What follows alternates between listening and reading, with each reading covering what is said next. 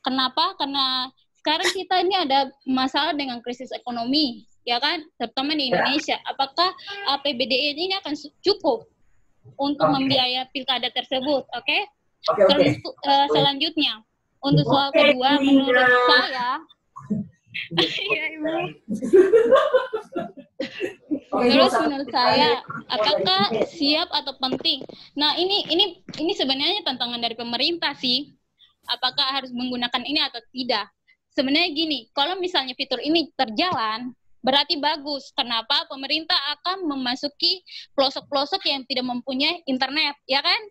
Mereka akan memasukkan listrik, internet ke situ. Tapi ini kan sudah zaman milenial itu wajib untuk ada. Kayaknya kalau ini mengurangi anggaran negara juga, kayak kampanye itu dikurangin juga kan lewat YouTube doang gitu. Seperti itu menurut saya. Ibu Ina, terima kasih banyak. Kami sudah tangkap apa yang jadi tanggapan atau pendapat dari Ibu Ina. Selanjutnya, sebelumnya kami ucapkan selamat bergabung kepada Ibu Farida Moli dan Bapak Ketua Abdul Eli pada diskusi sore hari ini. Untuk diskusi selanjutnya kami berikan kesempatan kepada Bapak Maulana, mohon maaf, Ibu Reni Samsi dari Kota Tual, belum ada. Bapak Andri Kohilai dari Maluku Tengah.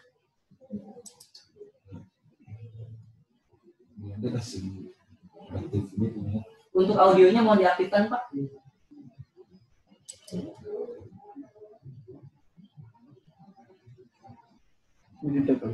Ini keluar. Oke, kami berikan kesempatan lagi untuk yang selanjutnya kepada Bapak Eva Pras dari Kota Ambon.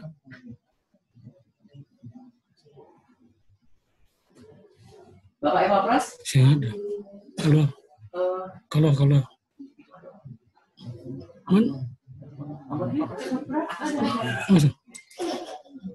Bapak Eva Pras? Bisa mengikuti? Dia di sini. Ini. Oke, belum bisa ya. Kami berikan kesempatan kepada Bapak Abdul Rahman dari Maluku Tengah. Bapak Abdul. Ayo. Coba kasih dulu ini siapa yang mau saya ya.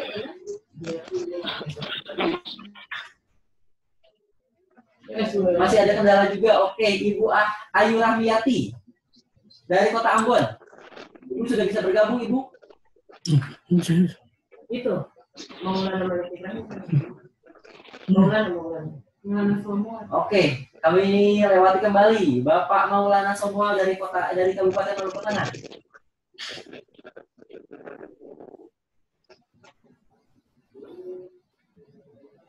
Silakan Pak untuk menyampaikan pendapat terkait dengan studi kasus yang sudah kami sampaikan.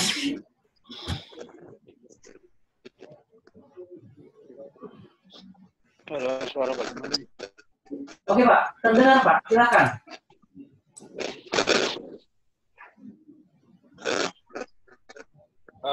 Terima kasih atas kesempatan yang diberikan. Ya, silakan Pak. Perkenalkan sebelumnya nama saya Maulana. Nama saya Maulana. Menurut saya mengenai bantuan sosial yang diberikan pada saat pandemi ini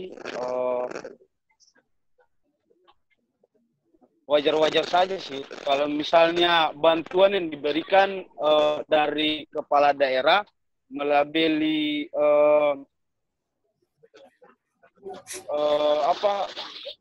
perangkatnya gitu. Oke, baik Pak.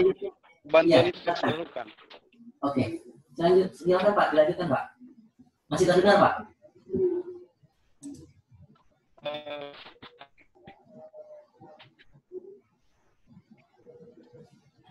Pak Abdul, masih bisa lanjut Pak?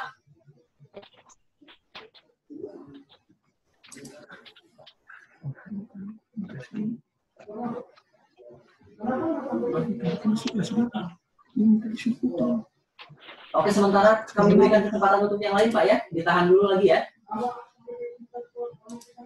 Hanok itu udah masuk. Iya, sudah. Bapak Abdurrahman dari Maluku Tengah. Bisa Pak, bisa bergabung dengan kami Pak.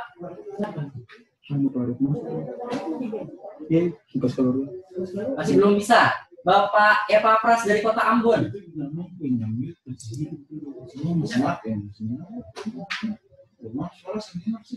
Makanya nanti dari sini nggak bisa. Mohon izin Ibu Bapak peserta SKPP, mohon audionya untuk dihidupkan. Halo Bapak Ibu peserta. Bapak Ibu peserta. Bapak Andri. Bapak Andri bagaimana Pak? Audionya Pak, mohon maaf Pak. Kita bicara nih, mau pada ya sih. Bicara nih, Bu Ida. Ibu Farida, mohon maaf, suara kami terdengar Ibu Farida. Dengar. Oke, baik Ibu, terima kasih banyak. Berarti kendalanya ada di peserta Ibu ya? Iya, semua mic masih menyala itu, masih merah terus mana suara mau masuk. Iya, karena ada orang yang dulu Kasih tahu ke mereka bahwa speaker di-on-kan. Kami beritahukan sekali lagi kepada peserta SKPP untuk menyalakan audionya agar diskusi ini dapat berjalan kembali.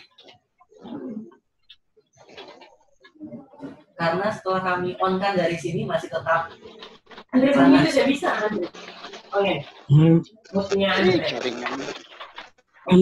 Maulana tidak baru. Oke Bapak Maulana semua dapat melanjutkan Pak diskusinya Pak.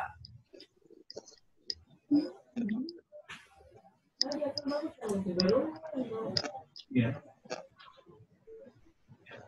Ini yang Andre dia bicara tapi dia pun itu tidak dihidupkan nanti ininya. Dia mau pakai chat. Adik-adik peserta, coba perhatikan di perangkat masing-masing. Di perangkat masing-masing di sebelah bawah itu ada simbol mikrofon itu. Nah, tekan mikrofon itu biar aktifkan mikrofonnya, suara adik-adik itu bisa didengar oleh peserta yang lain. Semua masih merah mikrofonnya. Coba mikrofonnya diaktifkan. Sudah Pak, sudah diaktifkan Pak. Dan ini sudah nih. Oke. Ya, oke. Oke Bapak Andri sudah dapat bergabung ya. Kami persilakan Pak untuk memberikan tanggapan atau pendapatnya dari setiap studi kasus. Waktunya 6 menit, masing-masing 2 menit untuk setiap studi kasus. Kami persilakan Pak.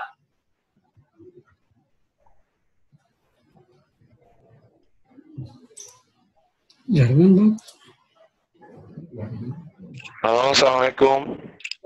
Waalaikumsalam Pak. Silakan Pak Andri.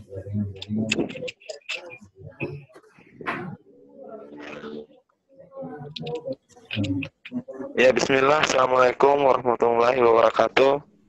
Salam warahmatullahi wabarakatuh. Lanjut Pak Andre. Ya silakan Pak. Dilanjutkan Pak Andri. Ya, studi kasus yang saya pilih di sini adalah studi kasus poin kedua, nomor 2. Studi kasus yang saya pilih di sini adalah studi kasus 2. Ya silakan Pak, langsung tanggapan atau jawabannya Pak.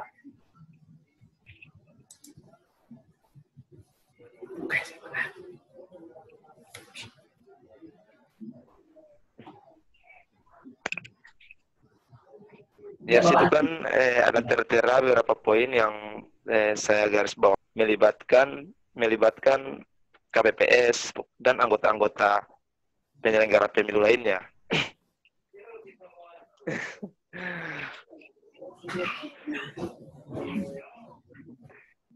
Di sini pengalaman saya pernah menjadi bagian daripada anggota KPPS. Jadi ada beberapa pelanggaran yang saya lihat.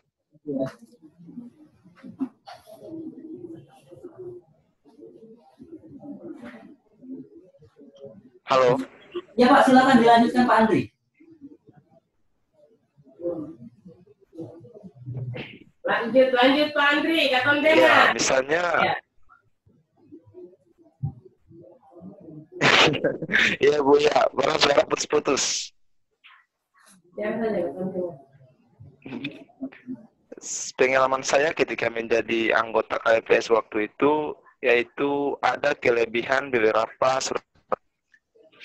Nah, di sini ada pertentangan antara ketua KPPS dan ketua Panwas yang mengawasi pada satu TPS tersebut.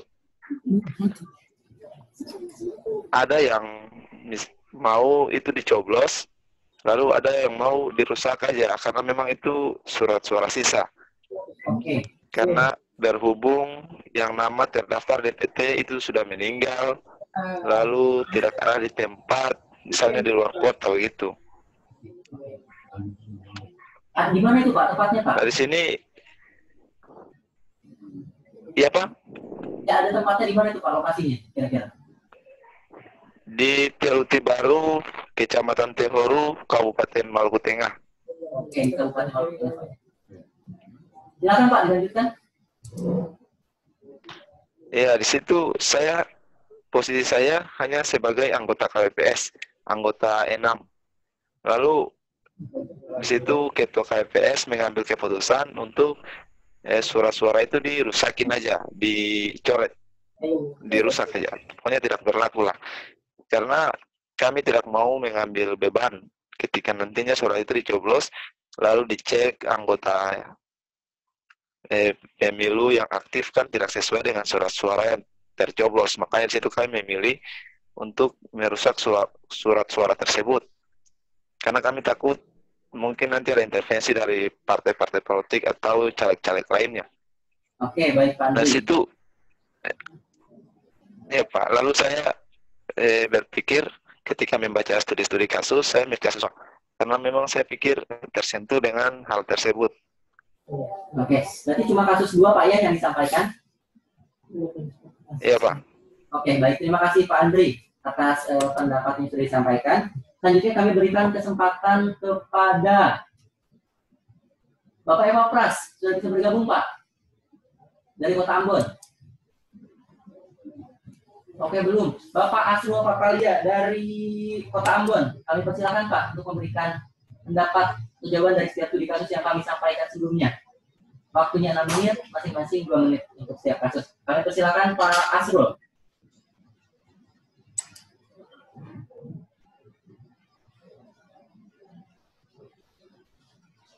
Halo Pak Asrul. Oke, silakan Pak Asrul. Iya, terdengar Pak.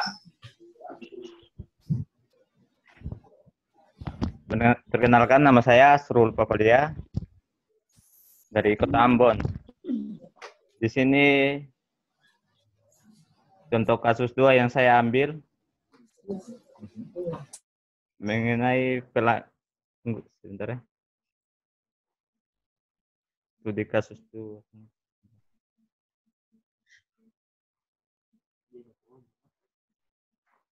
Sini mengapa ya itu dong?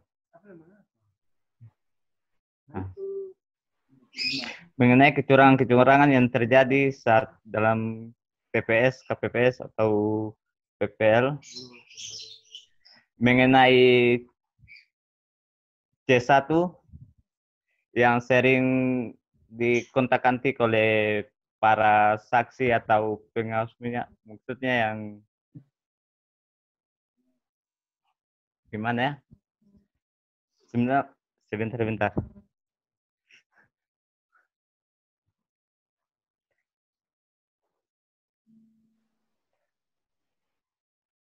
Bisa dilewati dulu ya, Pak? Halo? Halo, Pak? Halo? Halo? Mau apa gini?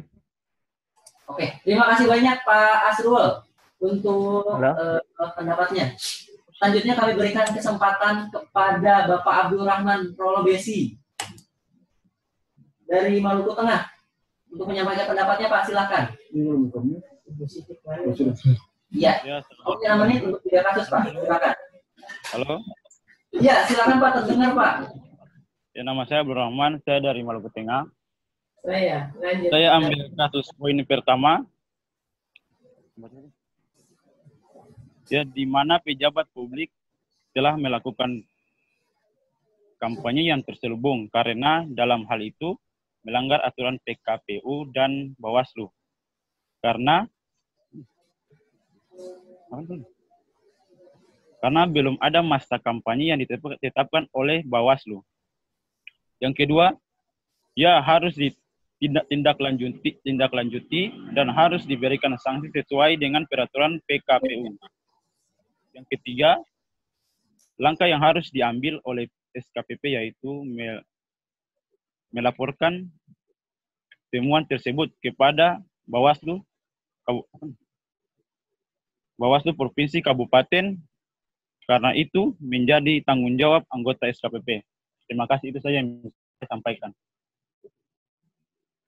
Masih atas pendapatnya. Ya, terima kasih Bapak Abdul Rahman atas pendapatnya. Untuk kasus 2 dan kasus 3 Pak, ada pendapatnya atau dicukupkan? Cukup aja, Bu. Oke, cukup ya. Terima kasih banyak. Selanjutnya kami berikan kesempatan kepada Ibu Ayu Rahmiati. Sudah bisa bergabung, Ibu? Oke, belum ya? Untuk selanjutnya, Bapak Eva Pras sudah bisa bergabung, Bapak Eva Pras?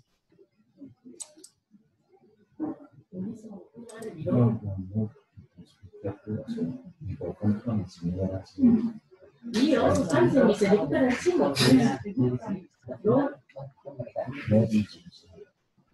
Mohon izin Ibu Bapak peserta untuk audionya mohon diaktifkan karena dari sini kami tidak bisa mendengar dan mengontrolnya. Bapak Eva Pras dari Kota Ambon.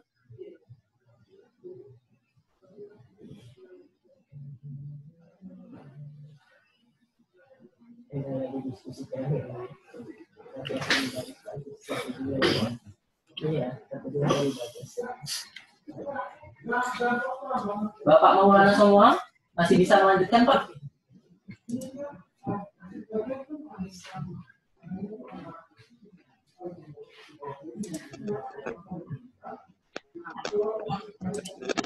Terima kasih atas kesempatannya. Di sini saya ambil di kasus yang kedua. Menurut saya, apabila ada bantuan yang diberikan dari kepala daerah memakai label seragam dinasnya, saya pikir wajar saja. Belum dibukakan masa pesta demokrasi. Yang kedua, dia menjabat sebagai kepala daerah, jadi wajar saja kalau misalnya dia memakai seragamnya untuk membagi-bagi ini sembako. Halo? Iya Pak, silakan Pak dilanjutkan.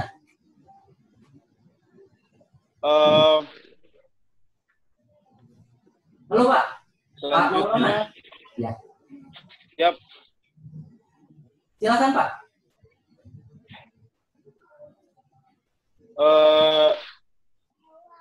Yang selanjutnya. Atau dicukupkan mungkin Pak? Mohon maaf, saya agak lupa Pak. Oh iya, nggak apa-apa. Dicukupkan mungkin Pak ya pendapatnya. Untuk melanjutkan pertanyaan yang kedua, saya agak lupa Pak. Ya, ya, ya Pak. Tidak apa-apa. Pendapat saya. Pak Maulana, tidak masalah. Ya. Nah, terima kasih banyak Pak Maulana atas pendapatnya.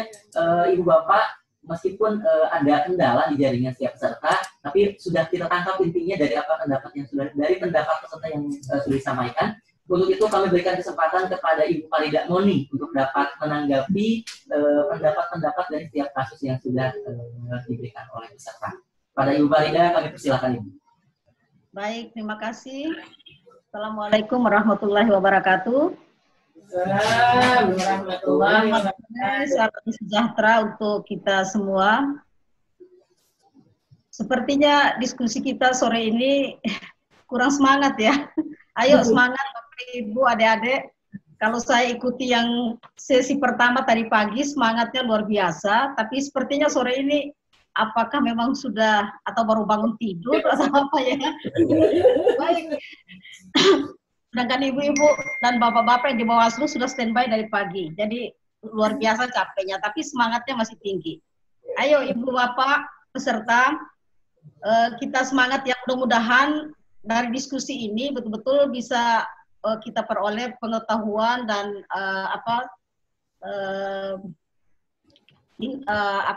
konsep-konsep yang bisa betul-betul saudara jalankan dalam melaksanakan tugas sebagai pengawas partisipatif. Nah, dari tanggapan peserta yang disampaikan tadi, sepertinya memang dari 12 peserta hanya yang saya, apakah bergabungnya terlambat, itu hanya 5 yang saya dengar. Itu pun masih sangat terbatas karena rata-rata hanya menanggapi yang poin atau kasus yang kedua terkait dengan identifikasi kecurangan-kecurangan ya. Karena saya juga mungkin tadi masuknya awal tapi belum memulai, saya salat masuk lagi agak terlambat, jadi pas mulainya itu saya tidak mengikuti, tapi saya sempat tangkap bahwa banyak sekali memang kasus-kasus yang terjadi di lapangan, dan kalau memang seperti yang tadi kampanye terselubung atau yang bantuan sosial yang dilakukan oleh kepala daerah, sepanjang itu belum masuk pada tahapan penetapan calon, saya kira memang masih ada kekosongan hukum di situ. Tapi tugas kita sebagai masyarakat, adik-adik atau bapak ibu sebagai peserta dalam hal ini bisa kalau melihat itu ada indikasi untuk mencuri start kampanye, bisa saja hal ini dilaporkan supaya bisa dilakukan pencegahan sejak awal. Jangan atau bisa juga kita sebagai masyarakat dan terutama saudara-saudara bisa menyampaikan hal ini kepada masyarakat agar calon-calon yang seperti ini, yang notabene-nya sudah di kategori kurang etik ya karena sudah mencuri star ini, itu bisa tidak perlu dipilih kalau memang dia tidak mematuhi aturan-aturan yang telah ditetapkan. Ya, kemudian terkait dengan permasalahan-permasalahan atau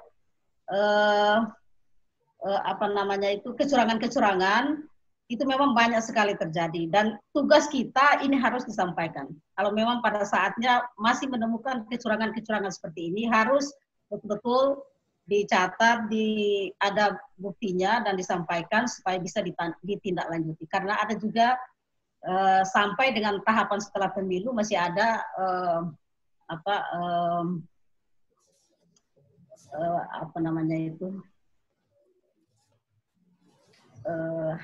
ada di KPP ya, itu kode etik, kemudian ada hal-hal yang terkait dengan kecurangan-kecurangan itu bisa dibahas atau dibicarakan atau disidang setelah pemilu nanti. Saya kira untuk sementara seperti itu, terima kasih. Oke, Ibu Farida, terima kasih banyak atas tanggapannya. Selanjutnya kami berikan kesempatan untuk Ibu Astuti Usman menanggapi dari setiap jawaban peserta. Silakan Ibu. Ya. Yang banyak jawaban. Ya, baik. Terima kasih para narasumber. Ada Ibu Ida Moni dari akademisi. Ada bersama saya juga pimpinan Bawaslu. Ada Tanda Ilok. Ya, jadi bahasa kerennya Pak Paulus itu Ilok. Ya, para peserta sekalian. Jadi Ilok itu di Ambon hanya ada satu, ada di Bawaslu. Ada juga di rumah yang kami akan menyapa, ada Pak Ketua Bawaslu, Pak Uya, ada juga Pak Bair, dan yang sangat kami banggakan adalah para peserta Sekolah Kader Pengawas Partisipatif yang sangat berbahagia di sore hari ini. Masih semangat? Semangat ya? Anak muda itu harus semangat. Ya, baik. Menanggapi dan juga ada beberapa hal yang ingin kami juga meminta masukan daripada peserta sekalian. bahwa apa yang disampaikan oleh para peserta tadi kami belum menangkap terkait dengan esensi daripada tugas peserta pengawas partisipatif ini. Selesai ini apa yang nanti Bapak Ibu sahabat-sahabat sekalian lakukan, ya. Jadi misalnya selesai ini proses tahapan akan ditindaklanjuti. Nah, apa langkah apa yang harus Bapak Ibu lakukan pada tahapan yang hanya berjalan kurang lebih 5 bulan nanti ke depan ini. Nah, kami yakin bahwa Bawaslu keterbatasan dengan jumlah. Olehnya itu Bapak Ibu adalah garda terdepan, mitra bagi kami. Ya, nanti juga ada penggiat-penggiat pemilu yang lain. Tapi kami mengharapkan Bapak Ibu nanti proaktif terhadap tugas-tugas pengawasan untuk membantu Bawaslu ke depan. Nah, ini langkah yang disiapkan oleh Bapak Ibu seperti apa? Ya, jadi kita tidak akan berhenti di sini Bapak Ibu. Ada banyak kegiatan nanti yang kita lakukan dan itu melibatkan Bapak Ibu. Nah, terkait dengan bedah kasus yang kami sampaikan, ada kasus pertama terkait dengan kampanye terselubung, dikaitkan dengan bantuan dana bansos dan sebagainya, terus terkait dengan independensi daripada, ya, netralitas daripada penyelenggara itu sendiri. Nah, terus pada masa sekarang ini, apakah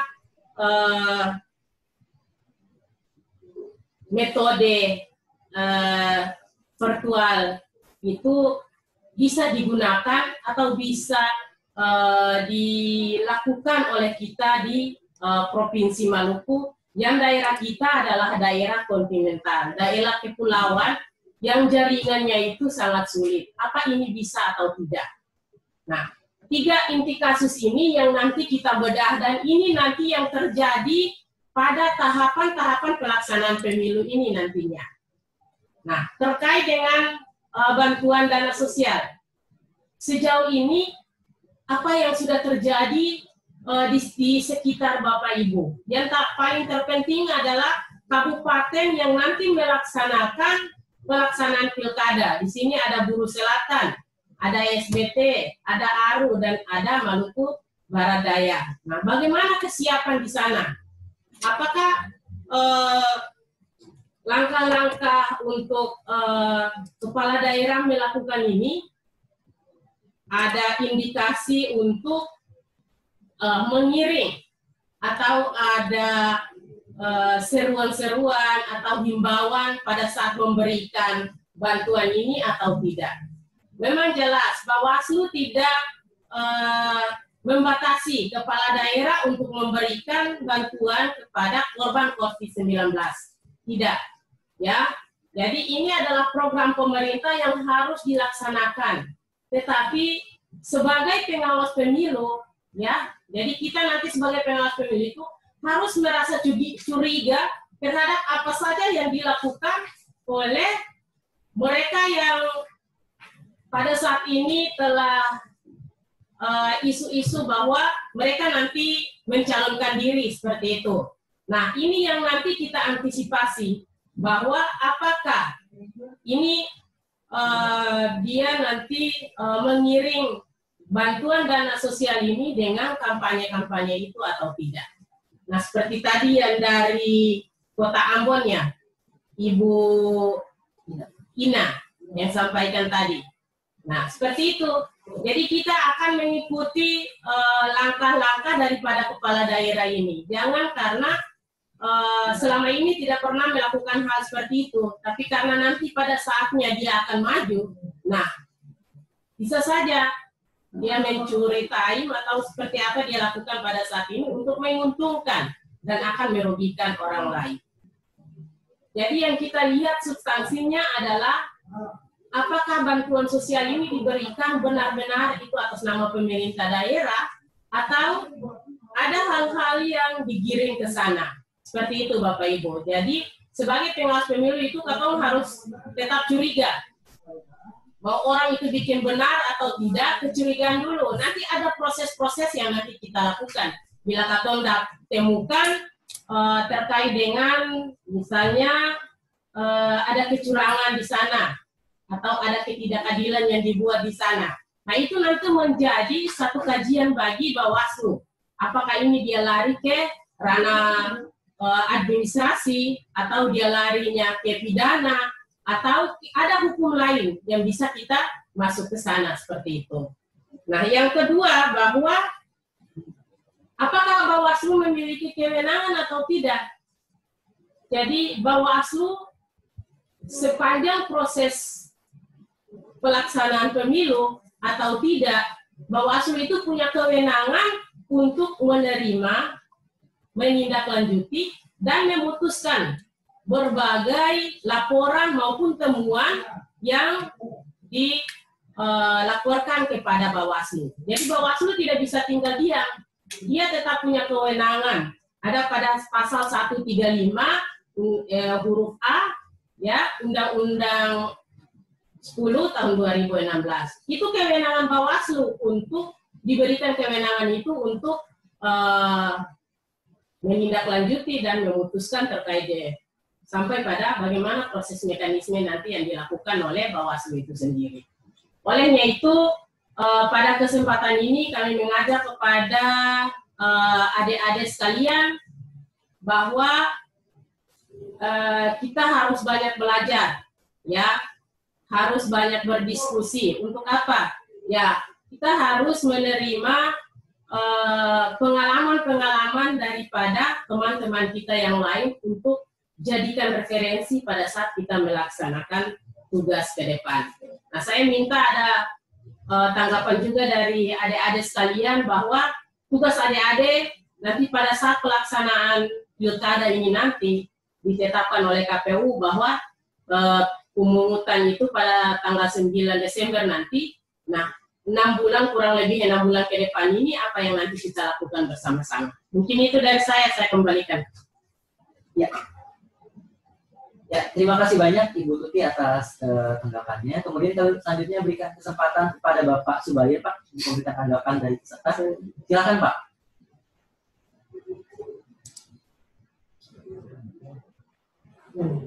Oke. Suara saya jelas, Kang Regi? Jelas, Pak, jelas, Pak. Silakan dilanjutkan. Terima kasih. Orangnya. Soalnya tadi Yunda Tuti suaranya putus-putus. Oh, gitu ya? Iya. Baik, yang saya hormati Ibu Dr. Farida Muni. Maaf, tadi saya lupa menyebutkan karena di list di awal tadi memang belum kelihatan ya.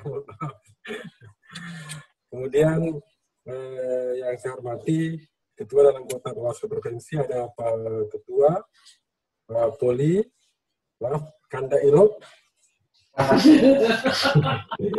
Saya harus memulai dengan memanggil Pak Ilok, kemudian... Apa baik, bisa tunduk sedikit atau agak mundur ke belakang biar kelihatan wajahnya.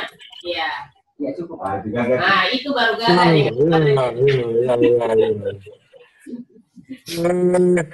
Ibu Tuti yang saya hormati. Ya. Saya memulai dengan yang terakhir dari Abdul Rahman. Karena kata kunci yang saya pikir menjadi pertanyaan saya untuk semua peserta. Pesertanya kan cuma 5 ya, dari banyak kita narasumbernya. Kata kuncinya tanggung jawab kader SKPP adalah melaporkan ke Bawaslu. Jadi itu kata yang satunya. Nah sekarang saya mau mendengar dari semua kader pengawasan yang bergabung pada diskusi ini, menurut saudara, sebenarnya tanggung jawab saudara setelah menjadi alumni dari sekolah ini itu apa? Itu yang pertama itu dijawab. Kemudian saya mau memberikan gambaran seperti ini. Bayangkan jika kita mempercayakan sesuatu kepada seseorang yang kita percayai dan ternyata yang kita percaya itu mengkhianati kita. Itu sakitnya di sini. Sama seperti kalau kita berharap mendapatkan perlindungan di rumah, tetapi justru di rumah kita mendapatkan kekerasan. Itu sering terjadi tuh, anak-anak kecil didolimi oleh keluarga terdekatnya. Nah, kira-kira seperti itu sakitnya rakyat Indonesia jika penyelenggara pemilu melakukan praktek kecurangan. Kenyataannya, praktek kecurangan itu selalu terjadi dan terus terjadi secara berulang-ulang di setiap pemilu. Saya tidak tahu masalahnya di mana, karena seluruh penyelenggara pemilu dari paling bawah sampai paling atas itu diseleksi dengan ketat, kemudian disumpah atas nama agamanya untuk bekerja secara jujur, mandiri, dan adil. Tapi kenyataannya, saya tertarik kelanjutan cerita tadi dari Andri. Jadi terputus tuh, katanya ada pertentangan antara ketua KPPS dengan pengawasnya. Apakah pengawas meminta untuk dicoblos surat suara sisanya? Ini saya tertarik nih. Kalau ini terjadi, dan ini banyak terjadi, jujur saja, kita harus mengenai ini banyak terjadi. Tetapi tidak ditindaklanjuti oleh masyarakat kita ke jalur yang sebenarnya. Nah, sebagai informasi buat sahabat semua, ada 2 jalur untuk melaporkan penyelenggara apabila melakukan pelanggaran etik seperti itu. Yang pertama, khusus untuk jajaran Bawaslu, jajaran pengawas ad hoc dari pengawas kecamatan sampai ke PTPS, dilaporkannya cukup ke Bawaslu Kabupaten. Jadi, saya berharap nanti kalau misalnya, saya suka dengan Ina Syaina yang mengatakan tugas kita adalah mencatat, merekam, melaporkan. Saya melaporkan ke mana? Laporkan ke Bawaslu Kabupaten. Kalau Bawaslu Kabupaten tidak menindaklanjuti laporan sahabat semua, maka lanjutkan laporannya ke Bawaslu Provinsi atau setingkat di atasnya. Sementara untuk di luar itu, laporkan ke DKPP. Kontrol saudara selaku kader pengawas pemilu terhadap bukan hanya proses tahapan dan peserta, tetapi lebih utama kepada penyelenggara menjadi salah satu kunci penting agar pemilu bisa berintegritas. Itu dari kira-kira seperti itu. Jadi kemudian yang selanjutnya, saya tertarik dengan pernyataan Ibu Dr. Farida tadi, bahwa kalau ada kepala daerah yang mengambil keuntungan dari penderitaan masyarakat, maka kepala daerah seperti itu ketika menjadi calon bupati atau wakil bupati atau apapun, itu tidak layak dipilih. Jadi terlepas dari soal pelanggarannya yang dibahas oleh teman-teman tadi, saya melihatnya pada aspek ketidaklayakan dipilih, soal etik, soal moral. Nah, Bawaslu mungkin tidak bisa menjangkau wilayah-wilayah itu, tetapi teman-teman kader bisa menjangkaunya dengan jejaring yang teman-teman miliki. Sampaikan ke semua jejaring yang teman-teman miliki bahwa orang ini mengambil keuntungan dari penderitaan masyarakat, mengatasnamakan bansos dari pemerintah atas nama dirinya untuk kepentingan pribadinya. Bisakah kita, maukah kita memilih calon seperti ini? Nah, ini dikampanyekan ke semua jejaring. Itu hukumannya lebih berat dibanding misalnya hukuman teguran atau apapun misalnya dari pihak yang lain. Terima kasih, itu dulu sementara. Mas Regi, Bapak Ibu pimpinan, Ibu Dr. Farida yang saya hormati. Terima kasih. Ya, Pak Suboyo, terima kasih banyak atas tanggapannya. Kemudian selanjutnya kami berikan kesempatan kepada Pak Abdullah Eli untuk memberikan tanggapan terkait dengan jawaban peserta. Nanti silakan, Pak. Ya, terima kasih Mas Regi. Yang kami hormati Ibu Farida Muni. Assalamualaikum Ibu. Kemudian rekan-rekan pimpinan ada Pak Bair, ada Pak Ilob dan Ibu Tuti. teman-teman peserta yang kami hormati, kami banggakan. Dalam proses ini, kami ingin menyampaikan bahwa sesuai amanat yang diemban oleh Bawaslu, Bawaslu bertugas untuk menerima, memeriksa, dan memutuskan terkait dengan dugaan-dugaan pelanggaran yang terjadi atau patut diduga terjadi. Dugaan pelanggaran ini bisa ada 3 jenis: dugaan pelanggaran administrasi, dugaan pelanggaran pidana pemilu, dan dugaan pelanggaran kode etik. Nah, apapun yang dilaporkan oleh masyarakat, termasuk oleh kawan-kawan sendiri yang mengikuti proses diskusi kita hari ini, itu wajib hukumnya oleh Bawaslu untuk menerima. Setelah menerima, ada tahapan untuk memprosesnya, kemudian akan sampai pada putusan bahwa ini jenis pelanggaran yang dilakukan berbentuk apa. Kemudian akan diselesaikan sesuai dengan jenis pelanggaran. Kemudian yang kedua, terkait dengan bantuan sosial yang mengatasnamakan pribadi ataupun yang disebut dengan bantuan sosial yang terselubung. Bila dikaitkan dengan pasal 71 ayat 3 Undang-Undang Nomor 10 2016, kita masih, ini secara ringkas dapat disampaikan bahwa domain untuk melakukan proses penindakan itu masih belum sampai pada tahapan yang nantinya akan ditangani oleh Bawaslu. Kenapa?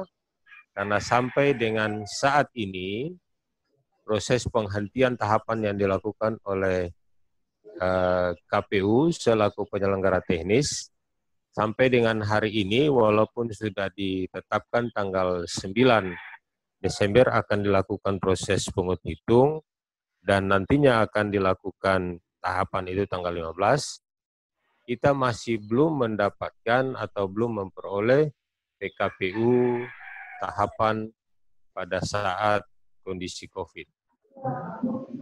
Kemudian yang ketiga, terkait dengan kondisi ini, kami telah mengusulkan lewat Perbawaslu yang spesial atau yang khusus untuk saat COVID ini. Kami telah mengusulkan berdasarkan masukan dari teman-teman kabupaten kota, karena proses tahapan ini sudah harus dilaksanakan, maka antisipasi yang akan dilakukan adalah yang pertama, setiap melakukan tahapan proses pengawasan harus dilakukan dengan protokol COVID-19 yang betul-betul ketat. Apa saja?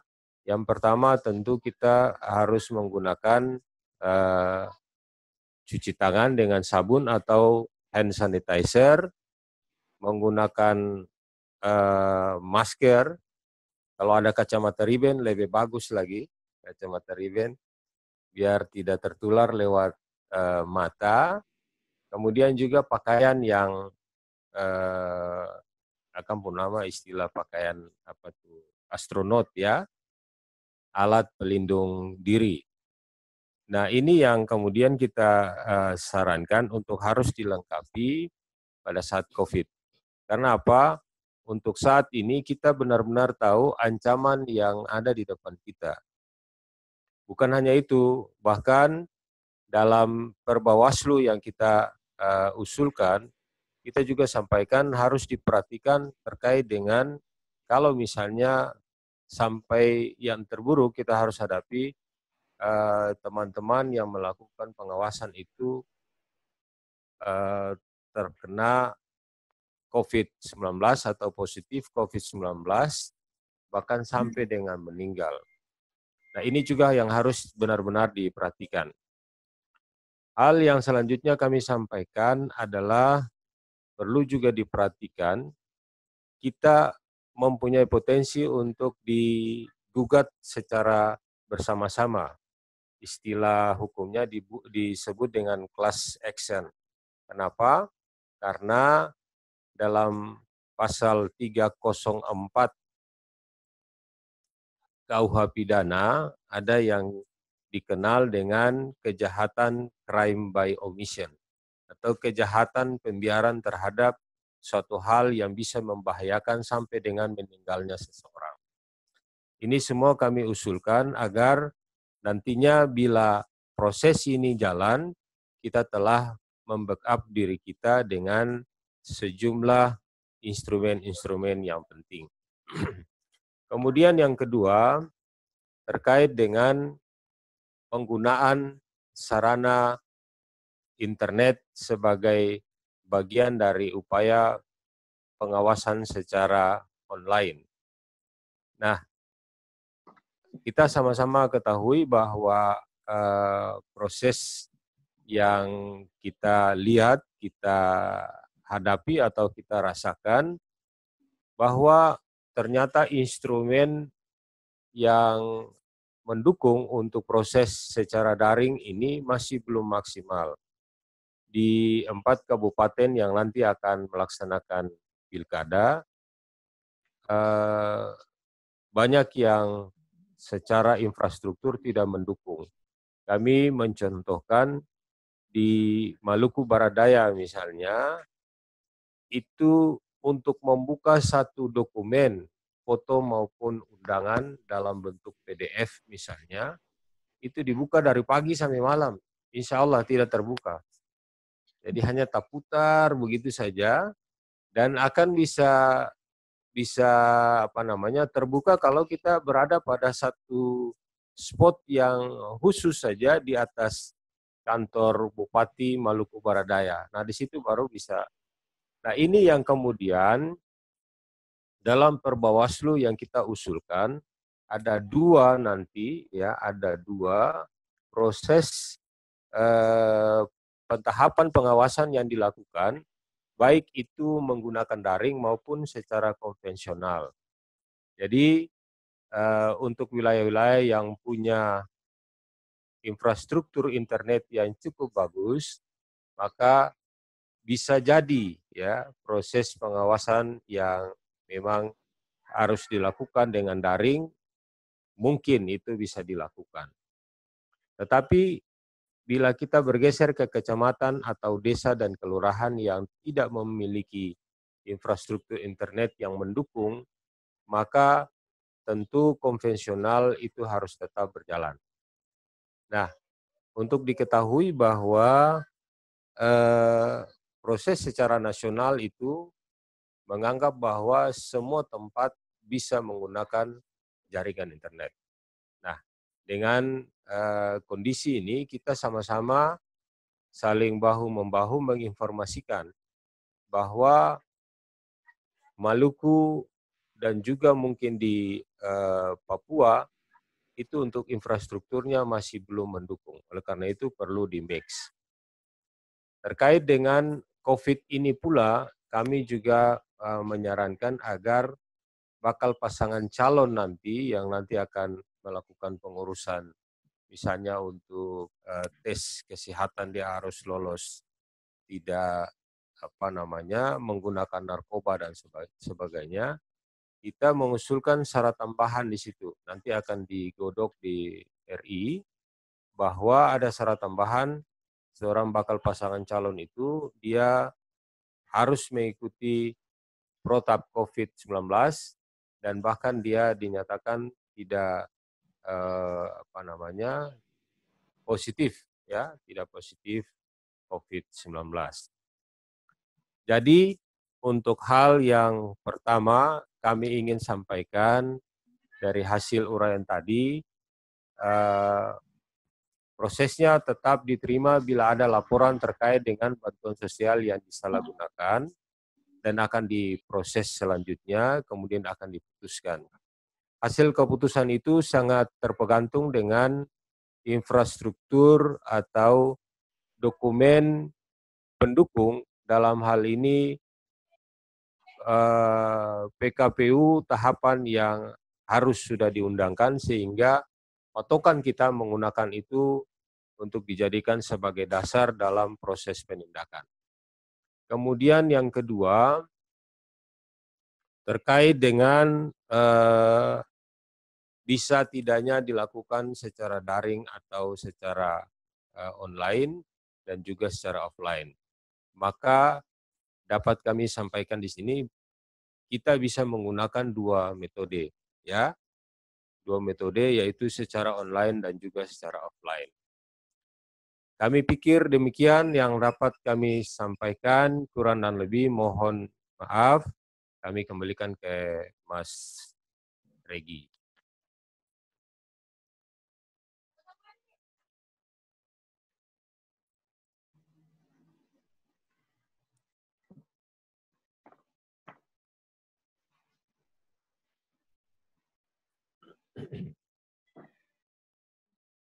Yang pertama kami berikan kesempatan kepada Bapak Eva Pras dari Kota Ambon.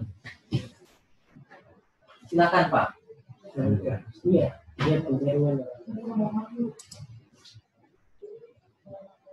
Ya, Bapak Eva Pras. Ya, silakan Pak. Ya, selamat sore semuanya. Sore. Ya, mungkin sebelumnya perkenalkan nama saya Pak Pras Solhuru dari Kota Ambon.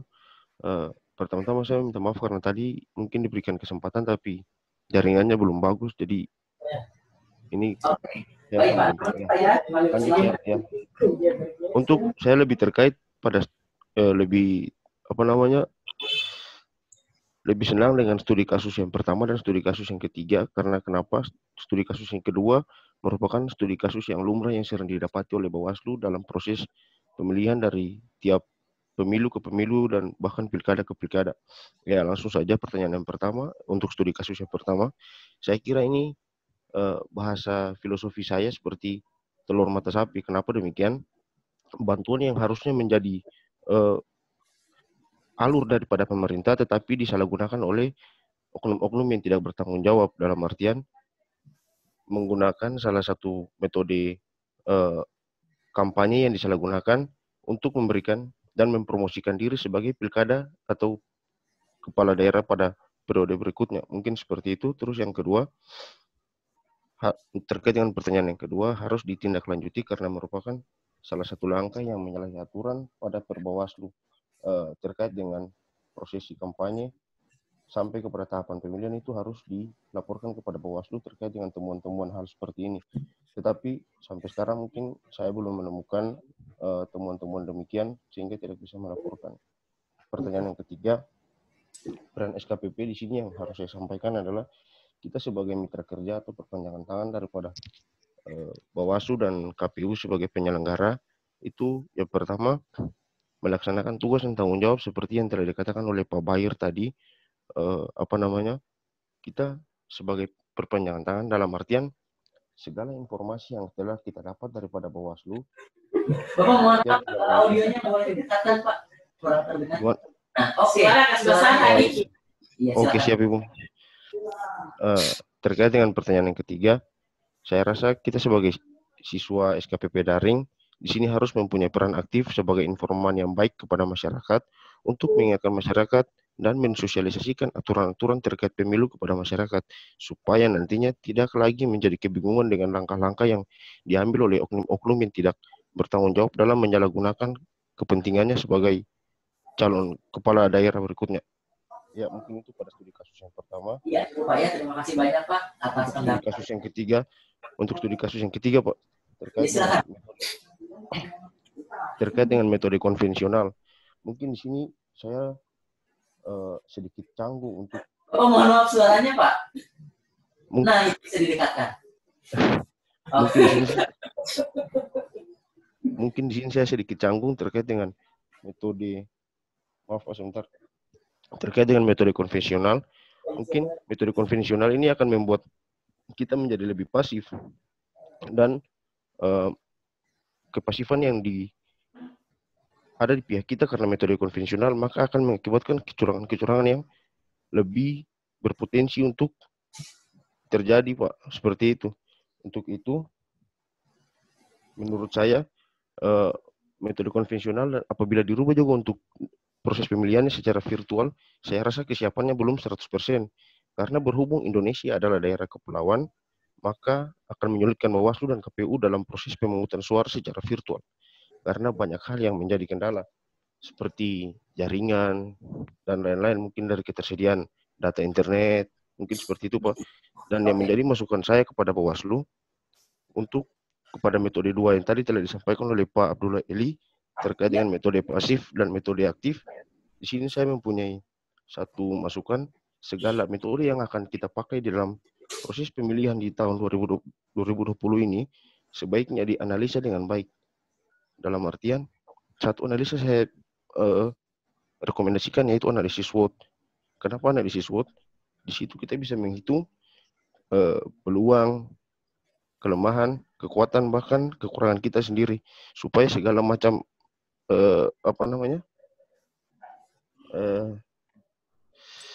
segala macam kecurangan yang nantinya akan terjadi bisa diminimalisir dengan baik. Mungkin seperti itu, Pak. Terima kasih. Terima kasih banyak Pak Wapres atas pendapatnya. Kemudian kami berikan kesempatan kepada Bapak Robert dari Kepulauan Aru. Silakan, Pak. Mute-nya dulu, mute Robert. Audionya Pak Robert, mohon maaf. Untuk dinyalakan.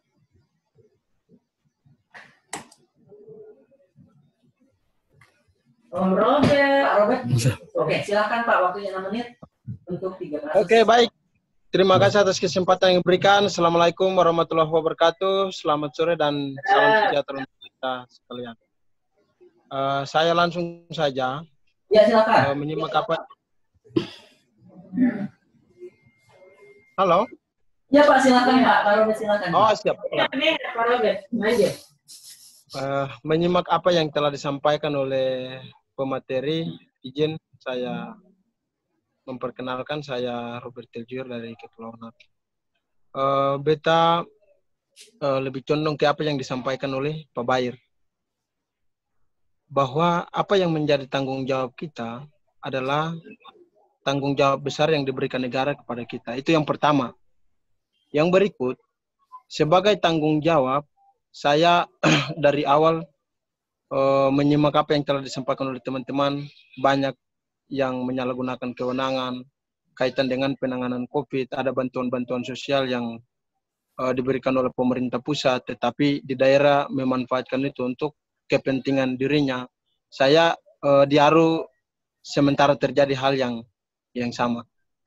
Kita tidak bisa menjas bahwa hari ini walaupun belum ada secara resmi penetapan dari KPU untuk peserta Pilkada tahun 2020, tetapi sudah mengisukan bahwa kami di Aru incumbent akan bertarung kembali untuk konsentrasi Pilkada 2020. Nah, di Aru sendiri, izin pimpinan Bawaslu Provinsi, bahwa kami lagi gencar-gencar membagikan launching dana BLT, dana desa. Hemat beta adalah, kalaupun ini sudah dibawa ke ranah kepentingan pribadi, maka ini dia akan berefek. Sehingga masukan saya, walaupun tahapannya belum sampai pada penetapan, tetapi kita juga, apa yang telah disampaikan oleh pimpinan itu benar.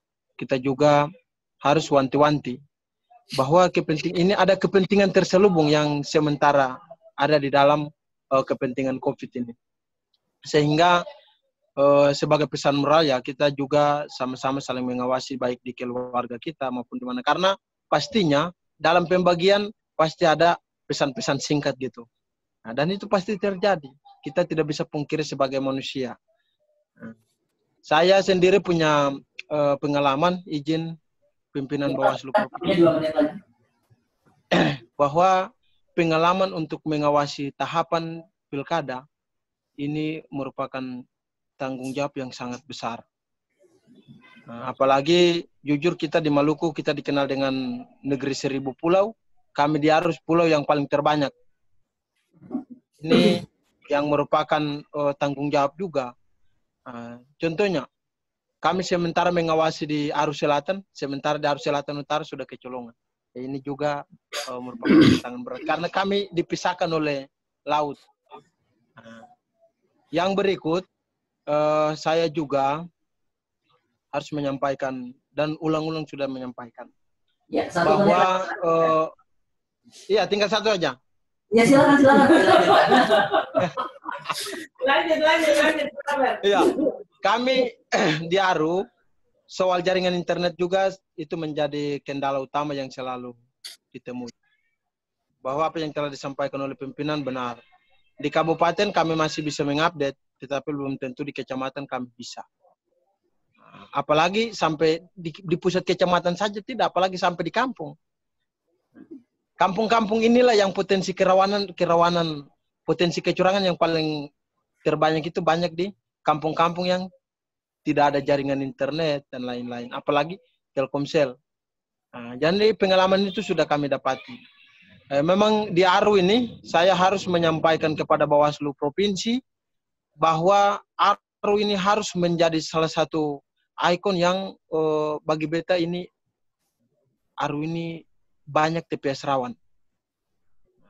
Karena kebetulan di penyelenggara pemilu sebagai pengawas di baik di TPS maupun di mana-mana saya sudah sering terlibat.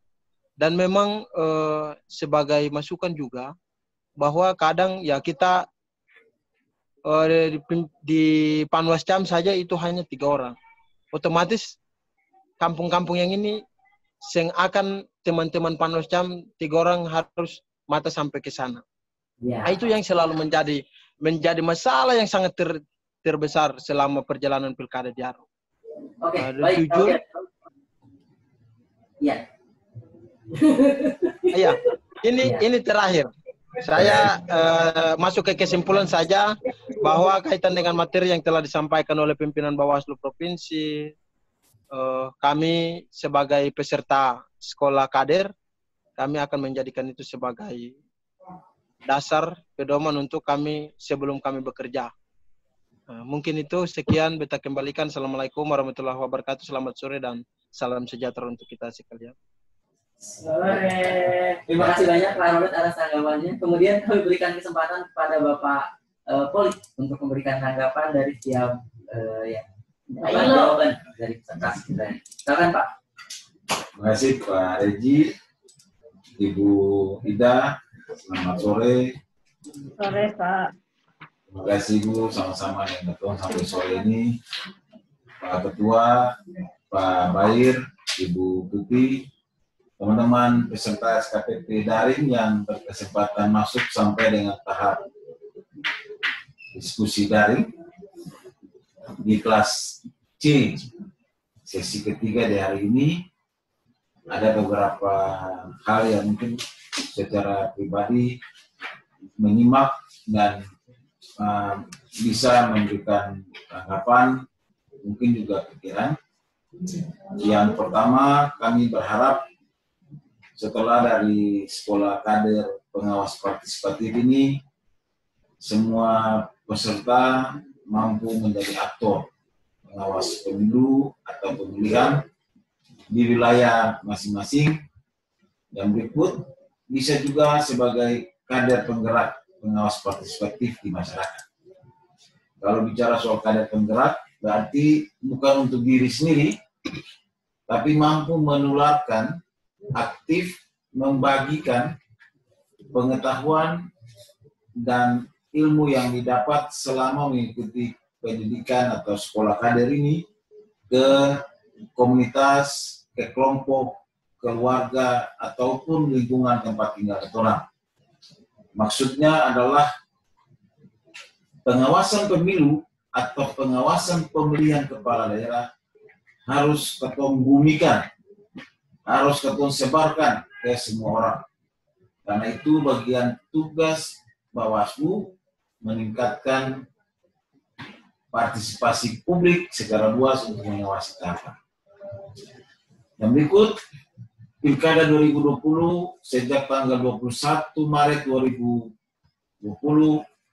ditunda oleh KPU dengan surat keputusan KPU RI 179, ditindaklanjuti dengan keputusan KPU Kabupaten dan KPU Kota, KPU Provinsi yang menyelenggarakan pilkada dengan keputusan penetapan penundaan.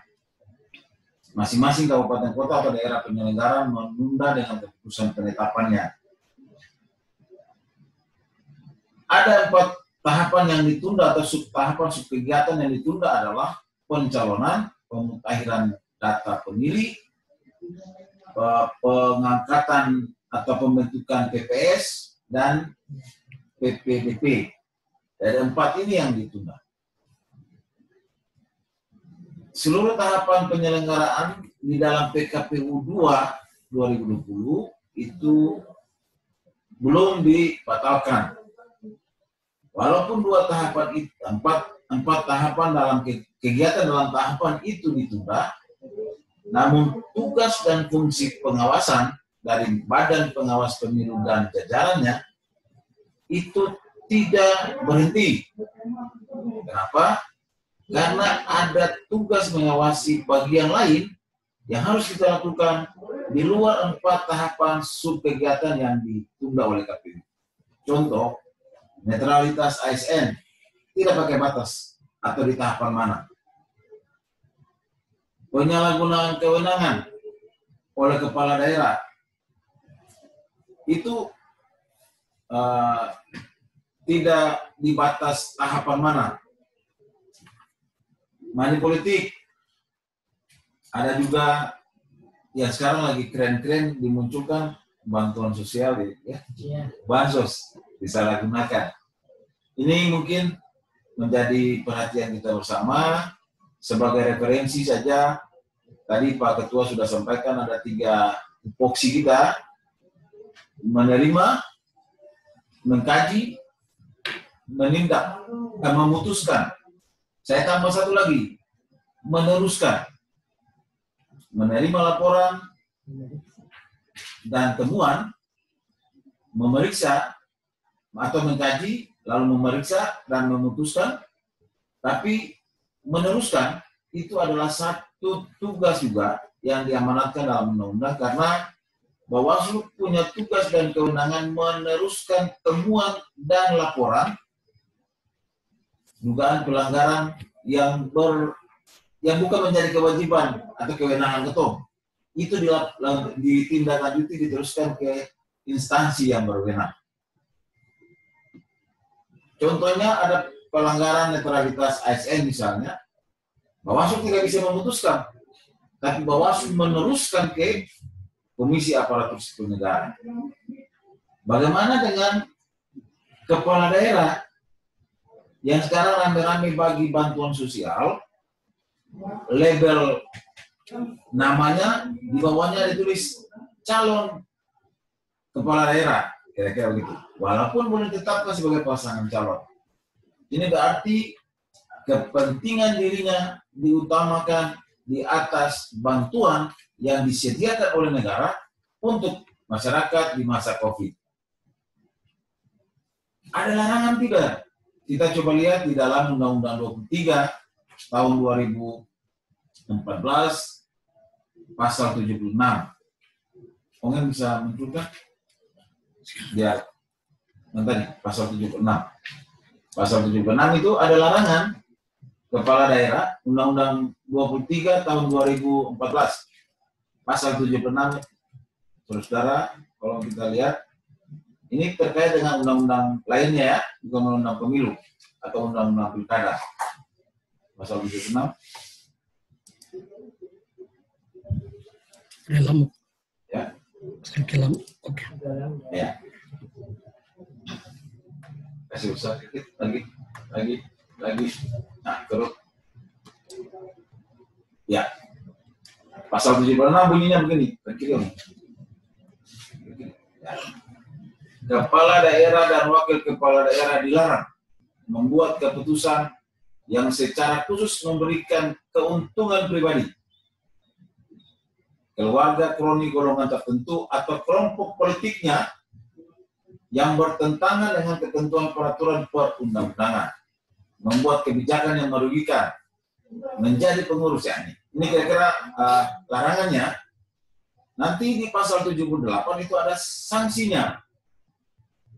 Dari undang-undang yang lain itu mengatur larangan tentang perilaku kepala daerah dan wakil kepala daerah tidak bisa membuat keputusan yang menguntungkan dirinya atau golongannya, kroni dan keluarganya.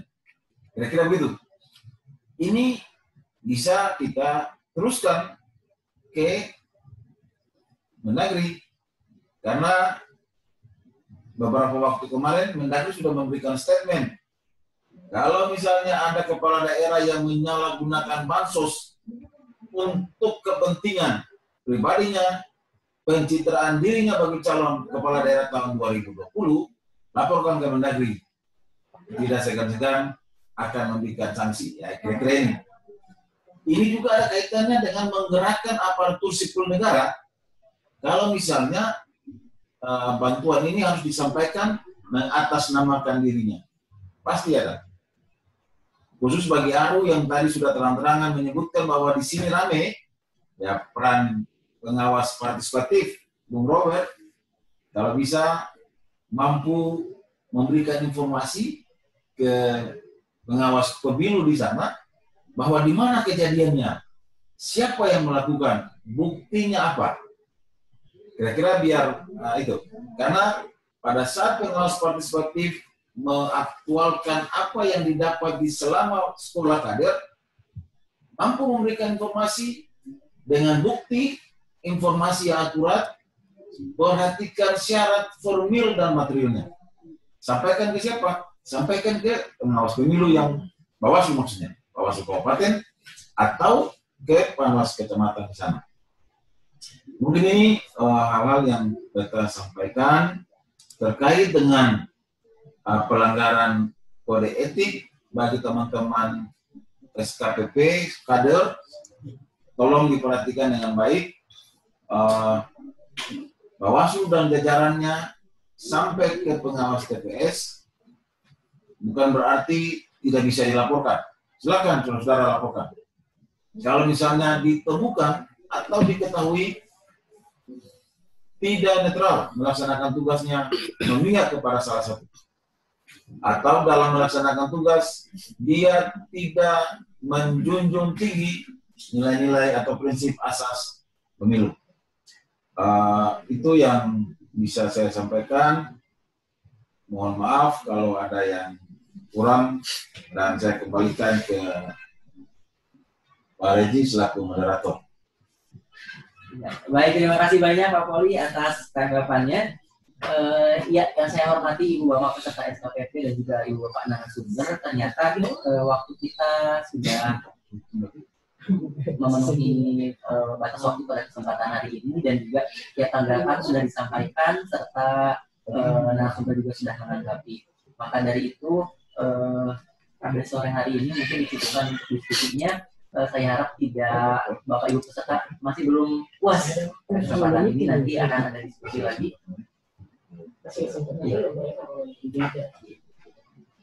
Untuk peserta mungkinnya.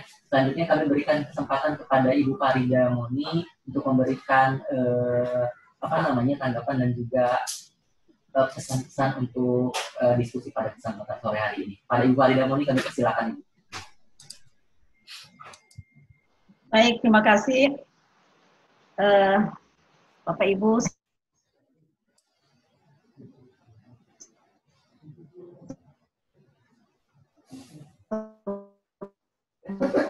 Sorry, Se cortó un poco.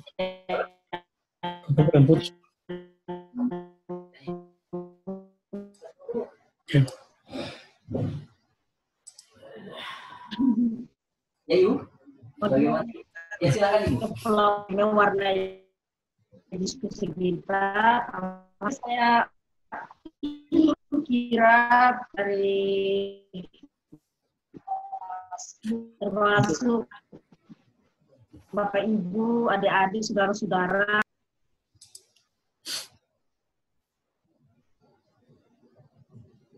Atau yang kalau. Mohon maaf untuk Ibu Farida ada kendala jaringan mungkin ya. Ada jaringan saya mau.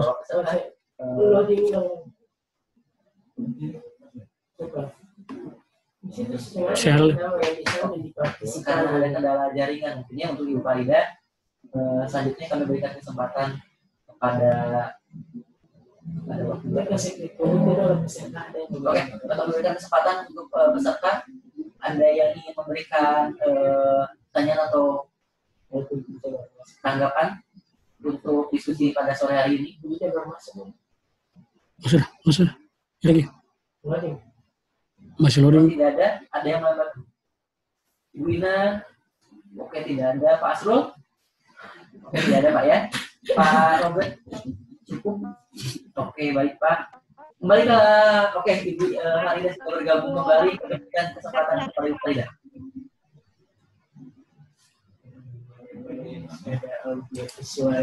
Untuk yang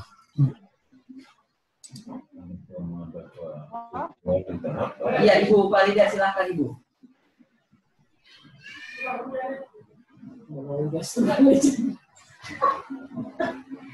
Udah suruh lihat jaringan dia hilang. jaringan untuk hilang.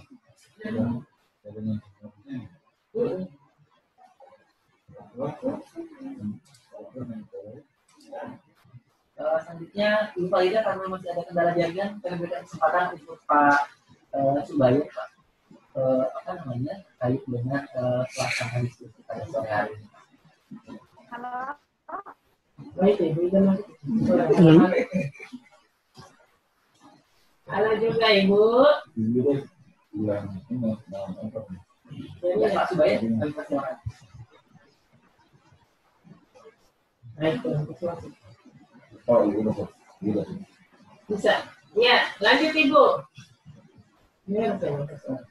Untuk yang nggak simut, Bapak Subayu masih dimut ya, masih ada kendala juga ya. Oke, kami kembalikan ke Ibu Farida ya, karena ini ternyata makin sore kendala makin lumayan ada kendala. Ibu Farida, kami persilakan kembali melanjutkan Ibu. Gangguan jaringan, maaf. Iya Ibu. Ya silakan Ibu. Saya berharap kita semua semangat.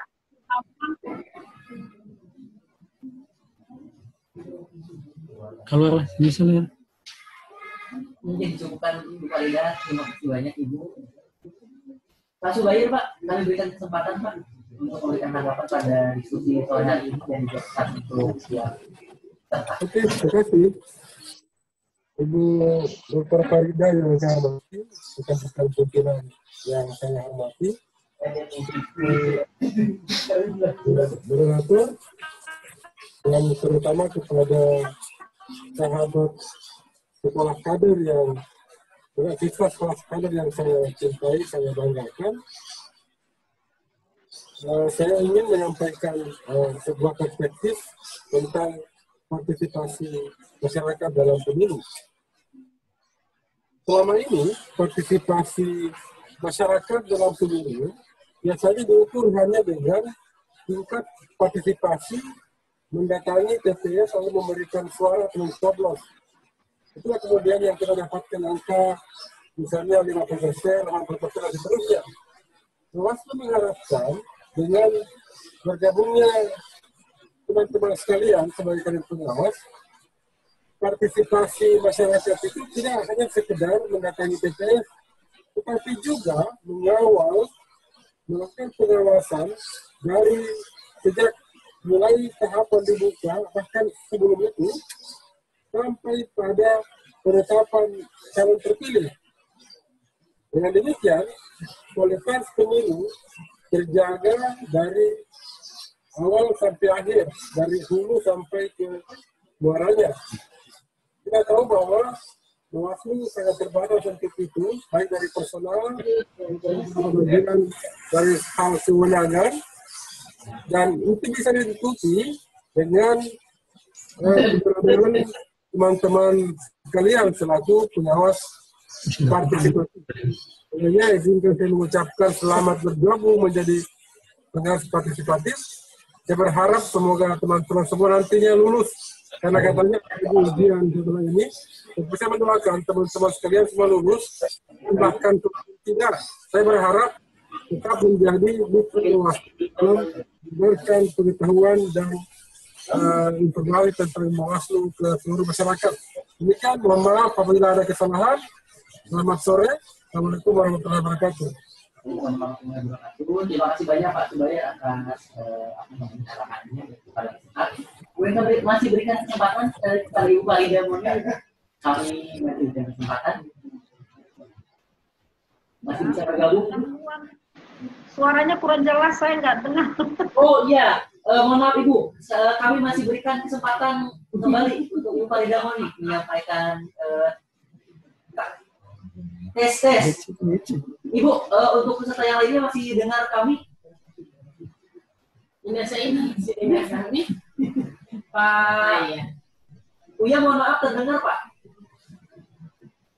Terdengar suara dari kami Pak? Oh itu Ibu. Halo? Ya Ibu Farida, silakan. Terdengar kah? Ya, ada suaranya Ibu, ada, silakan. Kurang jelas di sini. Iya, dengar. Iya, silakan Ibu. Baik, saya aja harapan aja. Mudah-mudahan ada semangat kerja keras dan kemauan, terutama dari Bawaslu dan jajarannya, juga Bapak Ibu para kader pengawas partisipatif dan juga masyarakat, sehingga bisa menghasilkan pilkada yang betul-betul berintegritas dan bisa memuaskanlah kita semua. Jangan seperti pilkada-pilkada yang lalu. Barangkali itu saja harapan singkat dari kami. Terima kasih. Ya, terima kasih banyak Ibu Farida. Kemudian selanjutnya kami berikan kesempatan kepada Pak Abdullah Eli untuk menyampaikan arahan sekaligus menutup diskusi pada sore hari ini. Kurang jelas. Terima kasih. Ya Ibu, terima kasih Ibu. Makasih. Tapi mohon maaf kurang jelas. Saya ya, selanjutnya kami berikan kesempatan kepada Pak Abdullah Eli untuk menyampaikan arahan sekaligus menutup acara diskusi. Baik Pak, jawab Pak saya. Untuk kami berikan kesempatan kepada Ibu Asyifa untuk menutup diskusi pada sore hari ini. Kepada Ibu Asyifa kami silakan.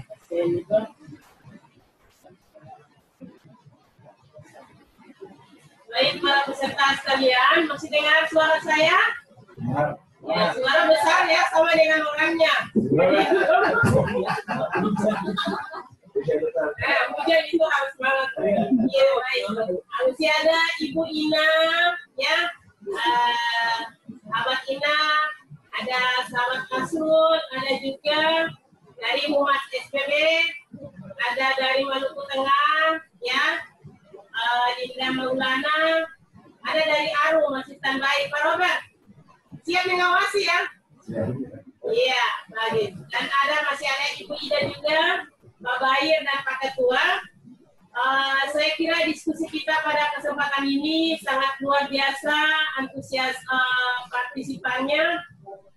Sahabat-sahabat sekalian, kami mengucapkan banyak terima kasih ya, karena untuk membangun kesadaran masyarakat itu kita harus membutuhkan banyak orang, ya. Kita harus membutuhkan banyak orang di dalam memberikan edukasi, memberikan pencerahan kepada seluruh elemen masyarakat untuk bagaimana kita menciptakan pemilu yang berkualitas dan bermartabat. Kalau hanya penyelenggara pemilu tidak mungkin ini kita dapatkan dan hasilnya akan berkualitas. Olehnya itu kenapa harus ada sekolah kader yang kami siapkan. Karena sahabat-sahabat adik-adik sekalian akan menjadi ujung tombak daripada kami. Ya, siap?